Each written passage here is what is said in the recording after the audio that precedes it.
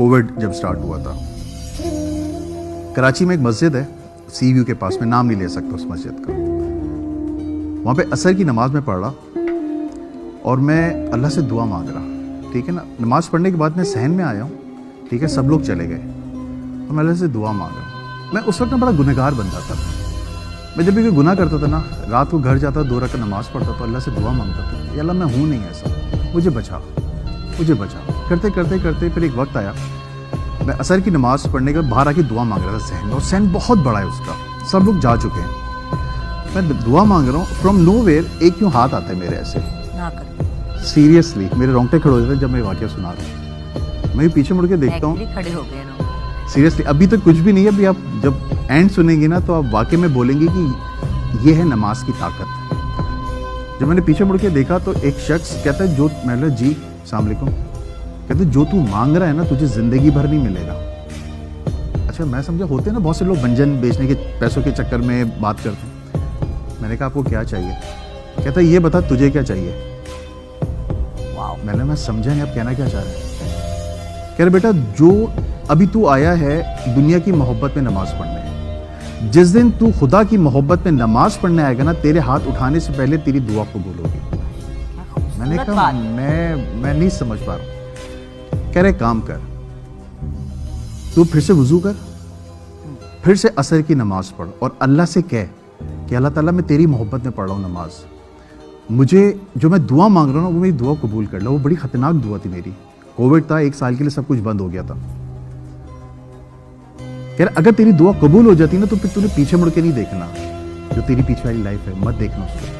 और मैं उस शख्स को यूँ देख रहा हूँ। मैंने कहा मैं दुआ कंप्लीट कर लूँ? कहता हाँ कर।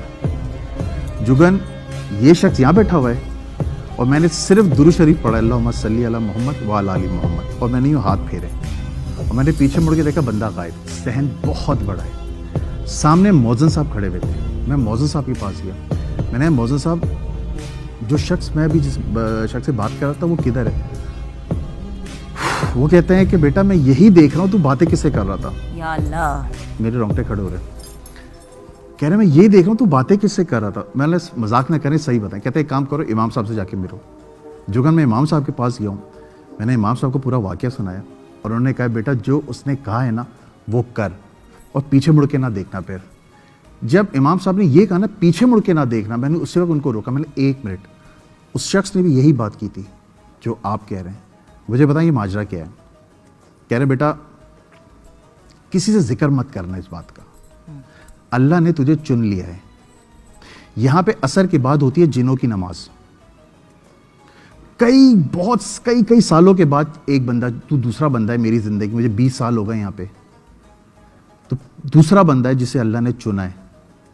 जो कहा है उसे वो कर ले। आप यकीन करो मैं वापस गया हूँ, मैंने वुज़ू किया है, मैंने अल्लाह से कहा अल्लाह वाकई में अगर है तो, क्योंकि मैं इंसान हूं ना, दिल में तो सवालात आते हैं, आते ही हैं, ये तो ह्यूमन नेचर है। तो मैं तेरी मोहब्बत में पढ़ रहा हूँ नमाज, अगर जिस मकसद के लिए मैं आया हूँ अगर ये कबूल हो जाता है मैं फिर पीछे मुड़ के नहीं देखूंगा।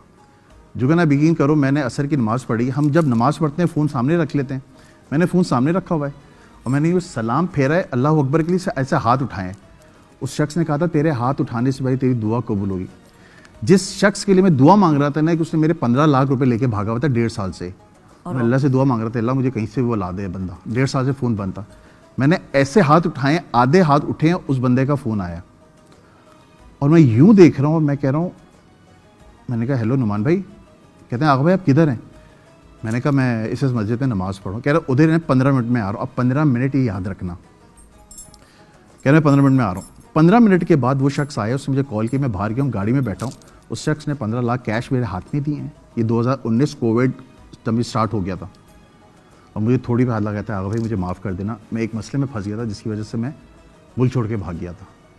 मैं उसकी शक्ल देख रहा हूँ। कह रहे क्या हुआ? मैंने नहीं कुछ नहीं। कह रहे ये ले क्या क्यों चला गया। घर आया हूँ, मैंने बेगम को 15 लाख हाथ पे देखा। मैंने ये कहते ये कहाँ से आए? मैंने ये वही पैसे हैं जो, कहते मैं मान ही सकता, उसका शख्स का फ़ोन बंद है। मैंने 1 मिनट, मैंने फ़ोन किया, उस शख्स का फ़ोन बंद है और आज तक उस शख्स का फ़ोन बंद है। मैंने एक टेलीकम्युनिकेशन दोस्त है, ठीक है, वहाँ पे उसको कॉल की। मैंने कहा खुर्रम ये मसला है। مجھے نمبر چاہیے. کہتا ہے آغا بھائی ہمیں الاؤ نہیں ہے. میں نے کچھ بھی ہو یہ میری زندگی میں موت ہے. کہتا ہے ہوا کیا مجھے بتائیں تو صحیح. میں اس کو پورا واقعہ سنایا. کہتا ہے یار میں مان نہیں سکتا. میں نے بھائی کر دے یار, میں وہ ڈیٹا دیکھنا چاہ رہا ہوں, وہ نمبر ابھی کدھر ہے اس کا کسی طرح نکالو معلومات. تقریباً 2.5 یا 3 گھنٹے کے بعد اس نے ڈیٹا شیٹ بھیجے مجھے, واٹس ایپ کی ہے.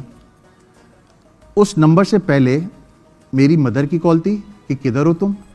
میں نے کہا میں نماز پڑھ کے آ رہا ہوں. اور اس کے بعد میری وائف کی کال تھی. وہ نا وائف کال کرتے ہیں آتے ہوئے 1 کلو دہی لے آئیے گا, یہ لے آئیے گا, وہ لے آئیے گا.